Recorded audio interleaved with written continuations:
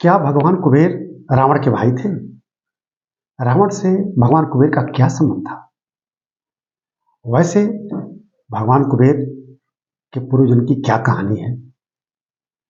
कुबेर शब्द किसने दिया और क्यों वे नौ निधियों के स्वामी हैं, धन के देवता हैं? इसी संदर्भ में हम आपके सामने यह वीडियो प्रस्तुत करने जा रहे हैं। नमस्कार, मैं एम के पांडे। हमारी धारणा पर आपका स्वागत है।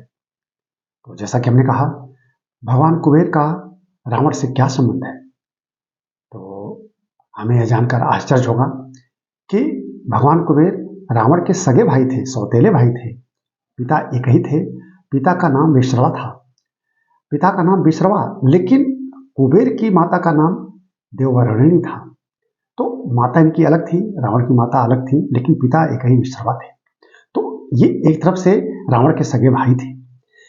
अब पूर्व जन्म में कलिंग प्रदेश में ये गुणनी नामक एक ब्राह्मण थे, व्यभिचारी।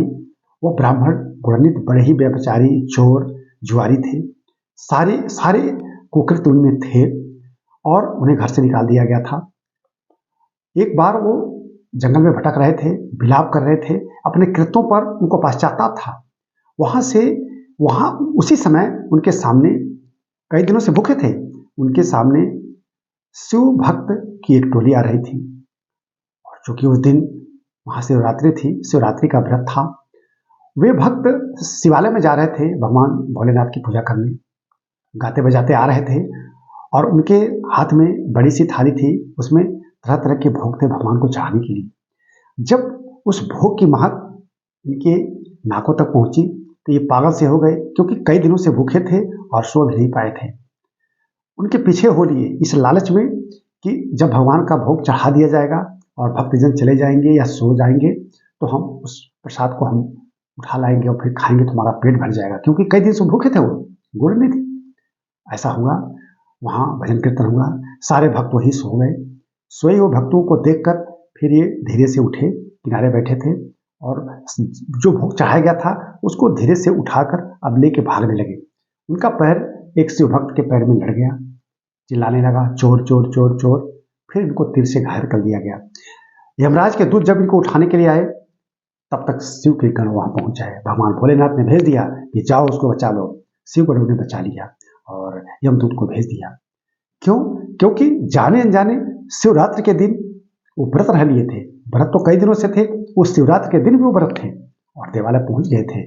शिव भक्ति में और शिव की कृपा में इतनी शक्ति है कि वो जाने अनजाने व्रत रह गए शिवरात्रि के दिन और शिवालय में पहुंच गए और वहां उस भजन कीर्तन में उन्होंने भाग ले लिया। उसका फल मिला कि उनको बचा लिया गया और इसके बाद तो वो शिव भक्त हो गए। फिर भगवान भोलेनाथ ने उनको वरदान भी दे दिया कि अगले जन्म में न सिर्फ तुम राजा होगे बल्कि आगे तुम धन के स्वामी भी हो जाओगे। ये धन के लिए जो तुम परेशान हो रहे हो इसके तुम स्वामी बनोगे। तो कुबेर शब्द भगवान भोलेनाथ ने ही दिया था और वे भगवान भोलेनाथ के अनन्य भक्त थे। अगले जन्म में वे राजा हुए और सिर्फ राजा ही नहीं हुए और अगले जन्म में वो रावण के भाई भी हुए। रावण के सौतेले भाई थे और रावण को जब भगवान राम ने मार दिया, रावण जब मारा गया तो उस श्रीलंका के राजा कुबेर ही हुए। तो यह भी आप जान लें कि लंका के आगे के राजा वो कुबेर ही थे। कुबेर के पास पुष्पक विमान पहले से ही था, रावण उनसे छीन लिया था। रावण जब छीन लिया था तो उसी पुष्पक विमान से चलता था। और वैसे भी क्योंकि रावण भी भगवान शिव का अनन्य भक्त और कुबेर भी, और कुबेर को तो वैसे नौ नदियां का स्वामी बना दिया गया था। अब वे नौ नदियां कौन है? नौ नदियां हम आपको गिना देते हैं। नौ नदियां हैं पद्म, महापद्म, शंख, मकर, कच्छप, मुकुंद, कुंद, नील, खरव। ये नौ नदियां हैं और ये नौ नदियां के दर्शन जिनको हो जाते हैं, जिनको इनकी प्राप्ति हो जाती है वो तो धनवान हो ही जाता है।